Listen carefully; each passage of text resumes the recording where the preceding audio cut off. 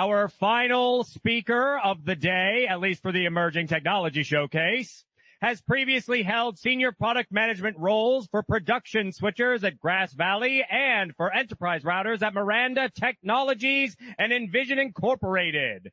During his tenure at AJA, he has presented papers and spoken at many industry events around the world, including the HPA Tech Retreat, the SVG Summit, SMPTE technical conferences, and the SET conference in Brazil. So he's going to nail this. Presenting Making Color Management and Conversion More Accessible in Live Production, please welcome Tim Walker. All right. Thanks for that introduction. Man, it's quite a bio. Who is that guy? So here we are. I'm the last one of the day in this little session here, so enjoy this. First, I want to take you through some mental gymnastics. So if you look at this picture, do you see colors changing, moving, shifting at all as you stare at that image? Let's look at this one. As you look around that, do you see the image moving at all, even though it's a still image? All right, let's try to play with your head a little bit more. Look at this one. So would you believe me if I told you that the color gray in the A box and the B box was the same? What if I told you they had the same code values of 120, 120, 120? Can you believe that? I'll prove it to you again. Watch the image on the left. I'll drop down some gray lines that have that same color. So all this to say that color science is a very complex topic, and it has to do with how the rods and cones in our eyeballs actually interpret wavelengths, and our brains translate that into what we believe we see. I'm not going to go into the details of all that today, but I am going to talk to you about some color management in live production, and a little bit about me. Actually, he gave a great intro, so I'm going to skip this. But we're going to talk about color managed workflows, specifically about live production. And what are we trying to accomplish with color managed workflows? We're trying to produce high quality HDR and SDR content. We're trying to capture video correctly, and maintain a consistent look across different devices and deliverables. Specifically in live production, we're also concerned about round tripping, and that is the idea of going from SDR to HDR and back to SDR. And most of all, we want to be efficient. So how do we do that? First, there's some challenges in all this, and there's a lot to read here, so I'm not going to go through it in detail, but the challenges are vast. You've got different color sciences with the different cameras that you may be using. You've got a consideration of the different deliverables that you have, whether it's SDR, HLG, PQ, Dolby Vision. What resolution is it? Is it 720p, 1080i, 1080p, 4K? Maybe it's even Ultra HD2 and 8K. You got to be concerned whether you're doing OTT or OTA, you're delivering to mobile devices. There's all these things that need to be considered in color management. Are the signals SMPTE narrow, or are they SMPTE full? Are they scene referred, display referred conversions that you're using?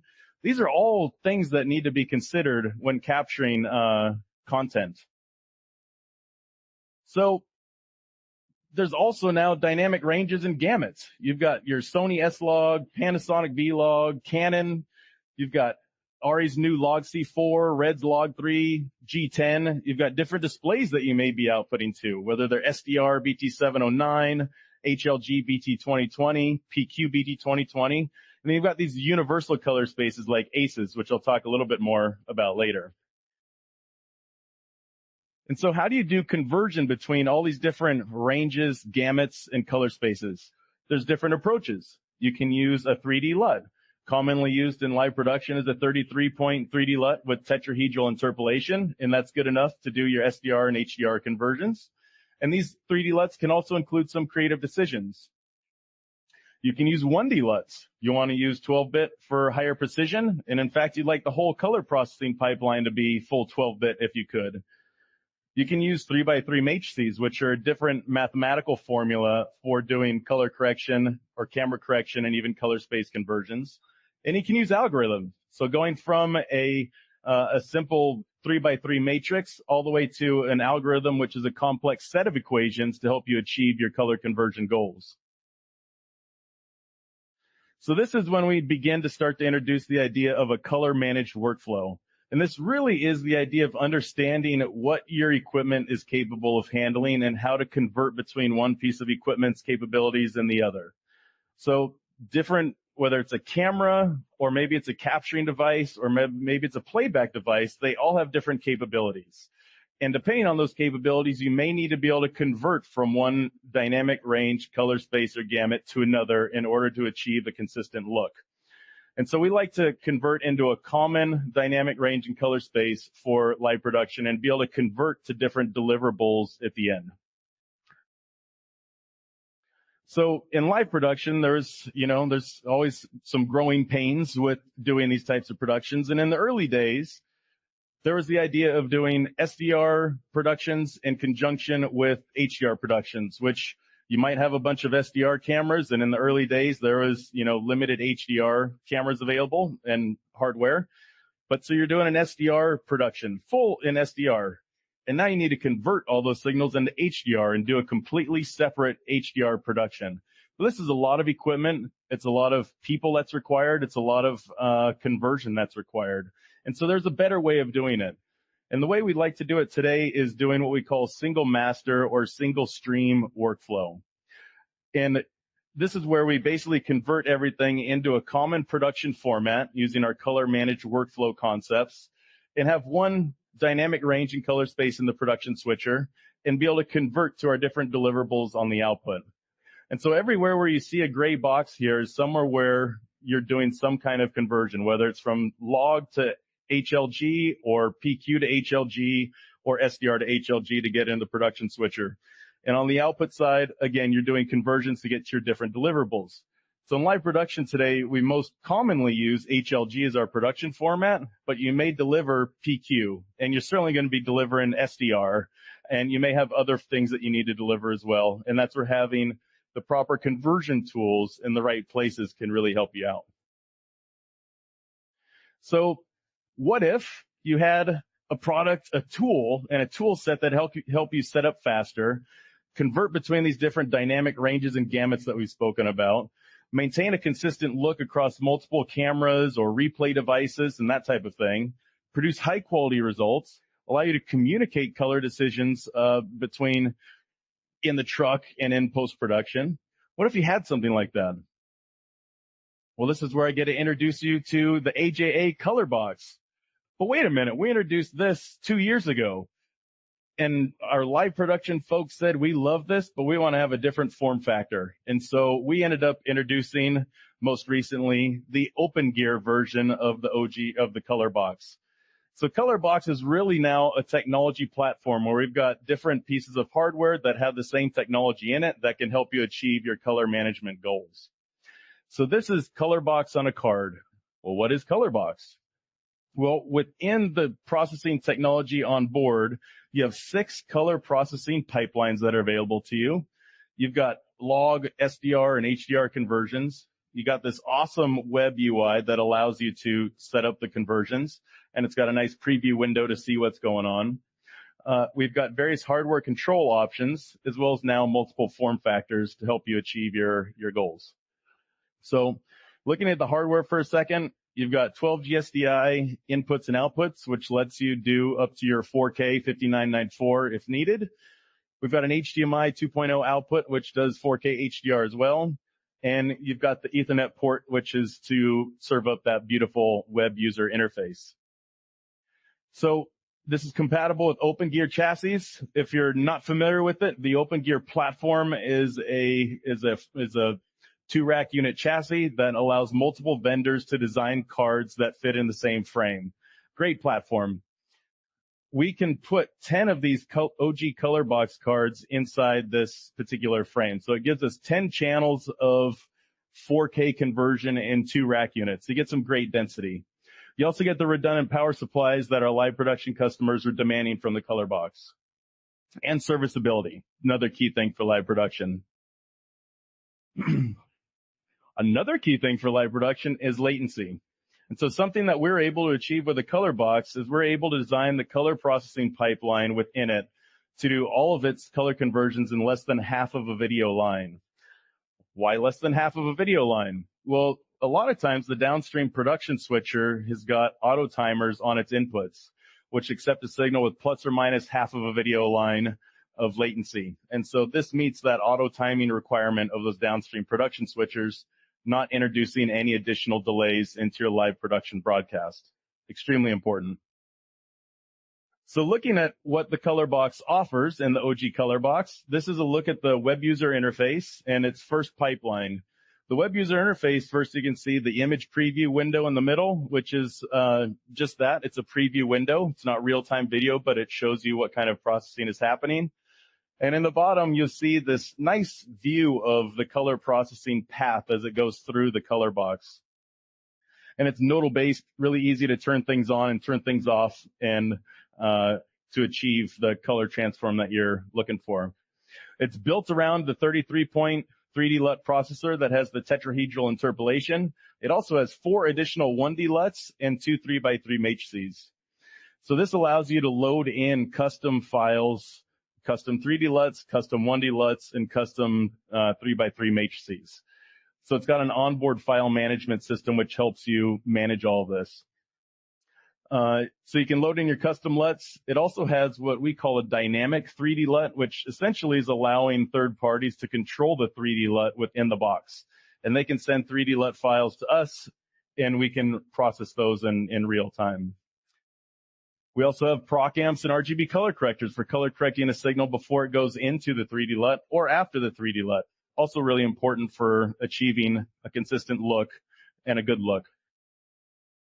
So that's the AJA color pipeline. That's one of the 6 pipelines that are in here. We've also got the NBCU LUTs pipeline. So NBC Universal has been pretty important in developing looks for live television production conversions between SDR, HLG, and PQ. And so we've built those into the ColorBox, as well as offering an RGB color corrector and proc amp to color correct that signal again.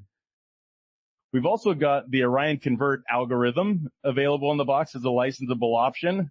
What's unique about this is it uses floating point math to do the conversions, which is a higher precision way of doing a color transform. It also has SDR, HLG, and PQ conversions available within it. We also have the ColorFront engine available as a licensable option in the ColorBox platform.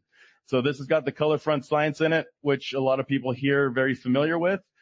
These particular transforms are optimized for television broadcast productions. So it's got a really simple to use user interface with some great tools for helping to manage the roll-off and highlight management in a live production application.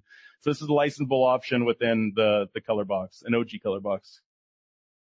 We've also got the BBC HLG LUTs built into the box. So this is a licensable option which allows you to utilize the BBC color science, if you will, for achieving SDR and HDR and PQ conversions. These are really popular in the early days of HDR production in live productions. They're some of the first to roll out their set of LUTs. And so they've been widely used in the industry for a while. And then lastly, in our newest pipeline that we've introduced is an ACES pipeline. So we've got a new pipeline in here. It actually allows you to load in ACES AMF files into this pipeline. So you can now be processing AMFs directly in this box. And something that we recently added was the ability to change the input and output transforms to allow some level of customization within it.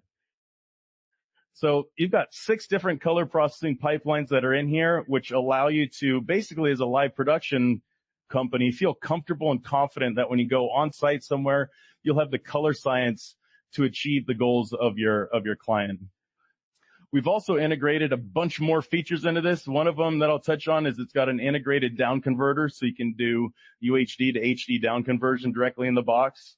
So these are all tools to help your live production along. There's so much more that this thing can do that I cannot get into today, but we do have a booth over here where we can talk to you a little bit more detail about everything that this product has to offer.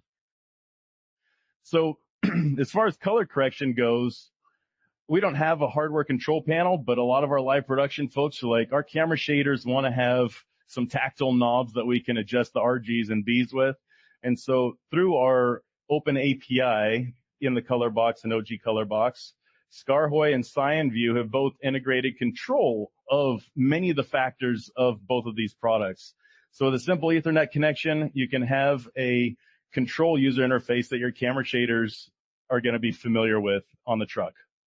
So that works with our OpenGear color box. It works with our existing color box, and then also with kind of one of the first products in the industry to help move this HDR movement in live production forward, our FS HDR.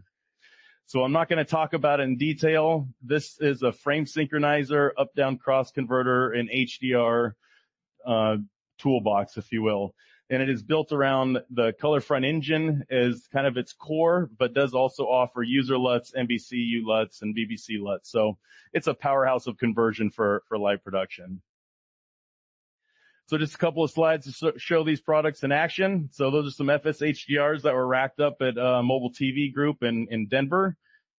We've got some existing color boxes, not the OpenGear color boxes that were rolled out in this production truck, which is doing CineLive production. So that's cinematic techniques in live production. So they're using cinema cameras and they're pushing those through the color box and doing a log to PQ or log to some other HDR, maybe HLG conversion, and manipulating the look. And in this particular case, not only are they using the CyanView control panels, but they're also using LiveGrade by Pomfort to control the boxes and adjust the look through that. So we've got a bunch of different partners that have worked with us on this product and have integrated control within it. And here's just a list of them here. This product can do so many things to help you with color management. I've only scratched the surface. So I'd like to thank you for hearing this presentation and learning about how AJA is making color management more accessible in live production. Thank you very much.